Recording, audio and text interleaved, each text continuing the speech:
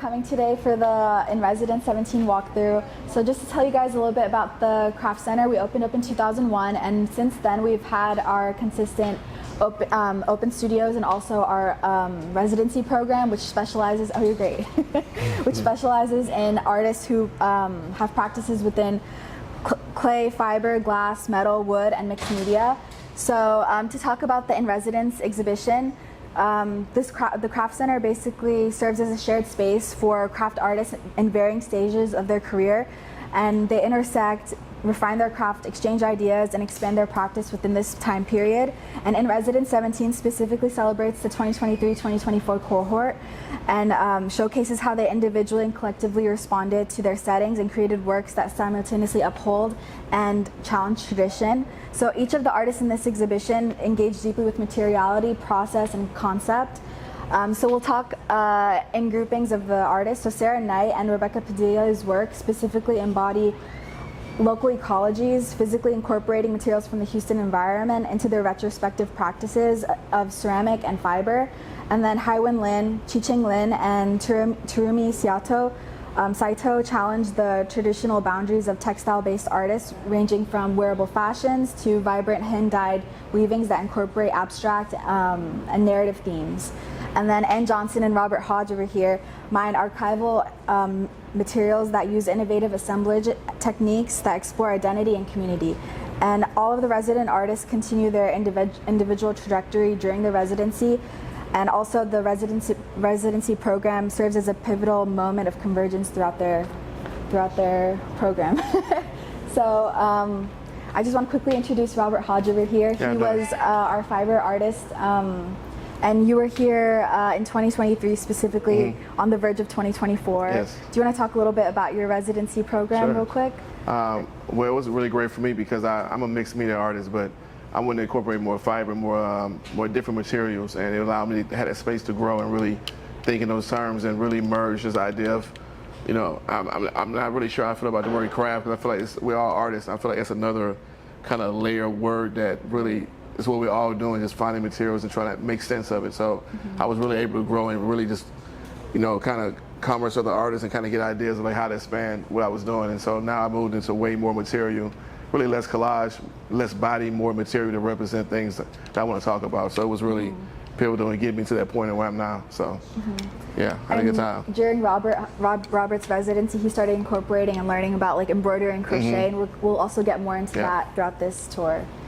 So I think we'll start off with the first grouping of pieces.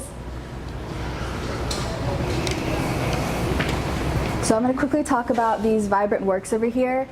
So Terumi Saito was specifically, she actually started working with ceramics during her residency here. So she had access to the kiln shed, so she started working with clay, and these were actually one of the first pieces that she made, just like quickly picking up the clay medium as an artist does, you know?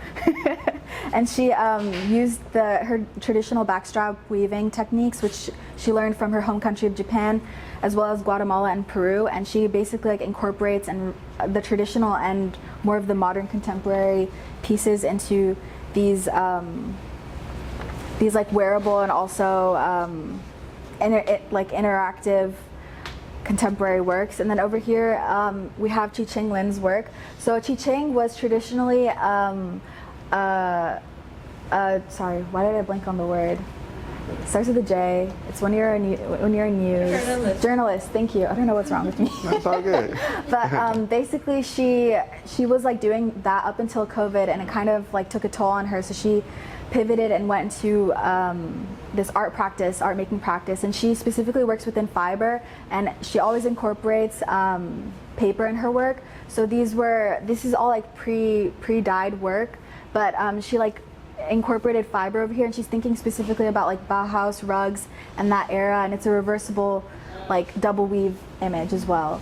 And then over here on this wall is Terumi's backstrap weaving. So this series that we're going to start talking about is called Wearable Sculptures. So over here Terumi made this work during COVID in 2020 as well, and then you can see that this piece over here is worn across this leg over here. So she's kind of like pushing the boundaries of fashion and sculpture and kind of like embodying both at the same time with this like form. And then over here, this piece on the wall is what she's wearing across her chest in the image. And then over here, Hai-Wen is thinking also about wearable sculptures and fashion. So they have a background in fashion and also art making background. So this piece is specifically thinking about, it's called Forbidden Flowers, and it's thinking about like their Hokkien tradition and culture, and it kind of replicates the Hokkien Lengmao hat, which is it's called a cooling hat, and it's been used predominantly outside, especially during hotter climates. So over here, you can see that Hai-Wen is like wearing it as a hat, and they've also added tassels. So this piece, they started prototyping and making it during their residency, and they ended up making a good amount of them, and then taking all of those kites and activating them during this performance called Send Them Their Flowers, thinking about World Kite Flying Day with Gaza, and then also World Refugee Day, and thinking about like also like the shape is kind of resembling like a poppy, but also a lily, but it's also its own thing at the same time. So thinking about like resilience, hope, giving people their flowers and things like that. And then one more piece over here is also a wearable sculpture. So over here, Hai-Wen also wore this piece. This is where they would place their head, and then it kind of just drapes. So this is the front, this is the back. And they also like to kind of like challenge traditional mediums. So over here, they list like the sound of traffic, and then another and another. It's like kind of pushing and also incorporating different non-traditional aspects of the medium and like art practice in general. And then specifically thinking about the Houston environment, we have Rebecca Padilla and Sarah Knight over here. So Rebecca had her residency during the Houston Direct Show, and she also experienced Hurricane Beryl. So she was constantly, and her practice in general is constantly thinking about the environment that she's in, where she's having her residency. So she noticed that during, like within construction sites, there's a lot of these snakes and wattles. So it's like to help avoid with construction runoff. So what she did is she kind of reinterpreted that, but she used the same exact materials that they do use in traditional wattles, which is wood chips, and she worked on making her own dyes as well as synthetic dyes, and making this like sculpture that is also functional. And then over here we have Sarah Knight's work. So Sarah Knight is also thinking about the Houston environment, and like also identity, and kind of like pushing traditional mediums and like glazes specifically. So over here they foraged this slip from the Houston Bayou, thinking about like responding to the environment, and also kind of like seeing just how things are. So it was their very first time working within this clay like medium in Houston with the native clay. So they just like fired it up and saw what happened. It made this very like beautiful, crinkly, fizzly, very delicate vessel, and because of that, they're also like thinking about like pushing and challenging their identity just as like a person as well. It really goes hand in hand with their practice. And then over here we have more of Qiqing's work. So this series is thinking about like the mundane and the everyday. So she was here recently, and she saw this was all made with natural dyes of persimmon. She was here and she was like, wow, the colors actually did get darker. So it's really interesting. That's one of I think the only dye that I know of that naturally gets darker over time. All the other dyes kind of like lose that vibrancy as time progresses. Especially, she did mention like this is a shower head over here, and she said it was much brighter when she first sent it over. So it's interesting the way that things change. So thinking about mundane aspects, this is like someone taking a shower, someone rolling themselves up in a ball, and then someone cradling a baby. So kind of like naming that, and also making space for how beautiful these small moments are that we don't necessarily think about. And then also thinking about paying homage is over here, Anne Johnson's work.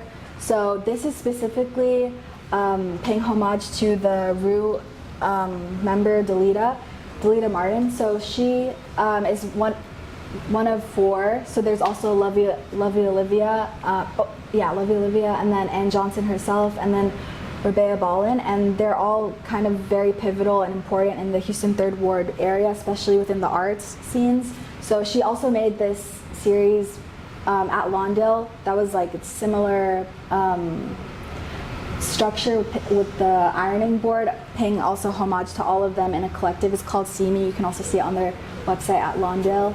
And then she always likes repurposing and challenging herself within the photography media, and then also like working with like cotton and other things like that. It's beautiful. And then over here are some more pieces of her work. So over here is one of the first pieces that she's worked with bonded cotton. Usually she works with raw cotton and does this like image transfer. So for this piece specifically, she was telling me that she got these linen pants from the Seaward plantation, and she was invited to take pieces that kind of spoke to her art practice, and that kind of led her to the conversation of like, why was the fine china and the silver considered valuable, but in the sense that the people who had the house and the plantation would keep it, and then other things like these linen pants, which were worn by an enslaved boy, were considered okay enough to kind of like give away or kind of like repurpose, you know, thinking about like literal value and also who's giving value to what piece. And then over here, sorry, go ahead. Oh no, I'm just. And then over here we have Robert Hodge's piece. So this piece is one of the first pieces that you've made during your residency, specifically within embroidery and crocheting. Could you talk more about this piece? Yeah, this piece is actually like 9 feet tall, and I made a few experimental prints of it before I came here in Pittsburgh. And so it was essentially just, again, where you make samples and small studies, you're trying to figure things out. So that's all this piece was. It became something I really liked, but yeah, it was figuring things out. Like, I was already sewing because I did a residency in Nairobi in 2000, so it was before my daughter, so she's 13, so it was about 13 years ago. Right before she was born, I went to Nairobi and stayed for 2 months, and the show was called, I think, Amnesia Theory. But you know, to have amnesia, you gotta first have a memory, you have to lose it. But when I went there, everything was really familiar, all the smells. I would see people that looked like family members. It was very strange being there. So I started sewing because we were working with Africans there, and we had a big group show, and so I was thinking like, how do we combine? So I started thinking about stitching and when you get a cut and how the skin heals, and so that's how we could kind of merge that relationship between African American artists and the African artists there. They were really skilled, but they didn't have a lot of supplies. So the things we brought, like they had never seen spray adhesive, oil sticks, all those things. So it was really great to use some of their materials and then give us these Americanized things that we take for granted. They were just minds blown that you could just spray out glue. It was like it was really great exchange. So this piece is about past, present, and future. And a lot of my work was about honoring ancestors in the past, but now these new paintings I've been working on are all about what do paintings look like in the year 4000. What's taken from this time period would still be valuable 2,000 years from now if we're still here. So anyway, the top is George Clinton, because that was the first like black man I saw that came out of a spaceship, and I wasn't really even around for that time. But when I first started to come into like Afrofuturism, like I found George Clinton in the Parliament Funk, and find out like that spaceship in that time period cost $1 million to make, and so so George Clinton's at the top, and then what's called George John. So John Henry is his character here, and so he's the guy that, which is still being debated for the true story. He went against a machine on a railroad yard, and he beat the machine with one last pound in the ground, but then he died of a heart attack. And so this is like this myth around him. So that's why it's George John and the Cosmic Pineapple, because that shape that I made organically looked like a pineapple when we were done with the painting. So that's how the name came about. And so yes, it's vinyl included, you know, oil stick, sewing, and this greatest hits, this thing I just add, because it's related to music, but it also talks about resilience and taking these things in life and keep going. So yeah, that's the basis of the piece. But yeah, it's one of the first ones I made here. So they're bigger now, more expansive, but yeah. So, and the frame looks reclaimed too, so it's good. It looks like this. And the biggest, the New York pieces you make now, do you make them with the same materials? They're different materials. Now I've always kind of been into found objects, but now I go around on Heavy Trash Day, so I'm building real materials inside of the painting so they can feel. I want to try to just translate the energy of the message. It's still the same, like artist statement, but it feels different because there's really no body inside of the pieces really. So. yeah. So I wanted to know if you can talk us through like how you started incorporating embroidery and crochet in your work. How did these practices also connect to the broader themes of your art? Well, I wanted just something to feel more textural. I feel like, you know, I don't really like, a lot of my work is layered, and sometimes it seems flat, but there's a lot of things behind it. So I thought it added a great texture to the painting, kind of framed it inside of a frame.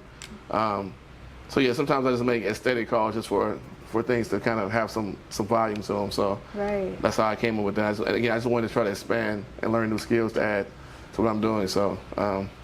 How did you end up learning? Did you teach yourself? Did you have? No, I had an assistant helping. Her name is B. Honey, and so we kind of barter. I help her with music stuff, shoot videos, and she helps with the song. So yeah, she taught me, and so I'm not as good as her, but yeah, she was my teacher.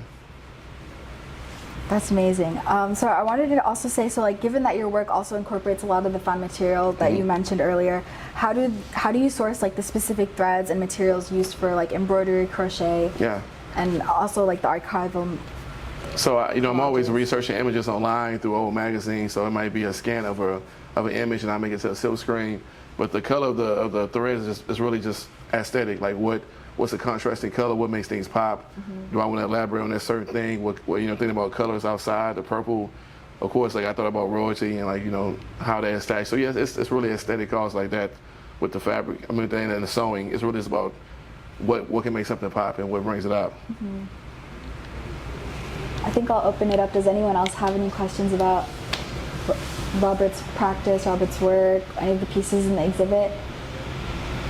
It's awkward because I'm holding the camera, but I was curious because my office is right by this and I see it every day. And I know you incorporate a lot of like pop culture, music, fashion, cultural references, but something about this piece gives me almost like a biblical Old Testament, like Genesis vibe. And I'm curious, like, do you ever really consciously channel those kinds of narratives or archetypes, or does it just kind of come up and you kind of, you know, how much does that kind of mythology or storytelling, or should I say, play into your work? It's 50-50. Sometimes it's planned out, and, you know, I don't know, something happened with me and Muhammad Ali right here, this Rumble, Young Man Rumble, that made me put that. So sometimes I can hear something, a quote, I have a conversation, I'm listening to a song and I'm working, I'll add that lyric to the song. So it's all, and some things are planned out, but I've been trying to be more just instinctive in the studio and just let me just make the work, and then sometimes make sense of it afterwards, because sometimes when you do the opposite way, it'll take forever to make the work because you're overthinking. So I try to get all my resources, do all my planning, get all my screens ready, and I can just go and really be an artist and really just, you know, go in and out. And you know, I was working with a guy named Tim Kerr. We did over 50 works together. He's 68 years old, and he's in Austin. So I was a kid. I used to cut his clippings out of Juxtaposed magazine and put them on the wall. And I ended up meeting a guy later that knew him and put us together, and we made a show together. And so, but I learned from him, he would just come to the studio and work, and I just never seen it. I had my sketches and drawings, and he would just come in and dip the paint in and just start going. I'm like, I was blown away. And so I try to add more of that to the studio, just go in and start working. So, I don't know if that answered the question. That exhibit was at the Blaffer, right? At the Blaffer, yeah. Yeah, I then went to Big Medium, and I think the next show was in Nashville sometime this year. But this guy is 68, skateboarding. He was in a group called the Big Boys that really inspired the Red Hot Chili Peppers. That's how they got there. That's how they got signed. So, and he's a skateboarder, painter, skateboarder, musician, and he's like a legend in all three. So when I go to Austin, we get stopped everywhere we go, and so, but he's so humble. He go to his studio, we gonna walk away with 5 to 6 works for free. He just has all his work. He just give you stuff, let you go through it. I'm like, Tim, you gotta just stop giving away everything. But yeah, anyway. Sorry, I get off the beaten path. Yes.